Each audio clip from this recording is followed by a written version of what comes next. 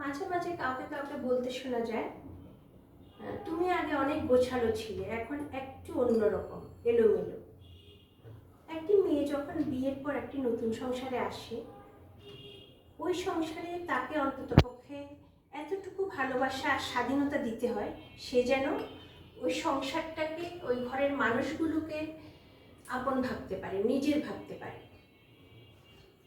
অনেক সময় ঘরের পুরুষ মানুষটি আচরণ হয়ে যায় প্রভুর মতো, তখন মেয়েটা হয়ে যায় অনেকটা উন্নত মানের ভৃত্যের মতো।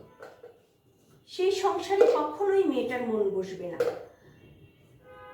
বসাটা স্বাভাবিকও না, কারণ যেটা তার নিজের না সেখানে তার মন বসবেই বা কেন? সেই সংসারে থাকবে না কোনো স্বস্তি, ভালোবাসা, শান্তি, কিছুই না। তাই কারো এলোমেলো সংসার দেখে কিছু বলার আগে ভেবে নিন, এইভাবে অগোছালোভাবে নিজের জীবনের দিনগুলো পার করার পিছনে লুকিয়ে আছে তার কত কষ্ট। আপনারা সবাই ভালো থাকবেন, খেরোকাতার পাশে থাকবেন, লাইক করবেন, শেয়ার করবেন। ধন্যবাদ।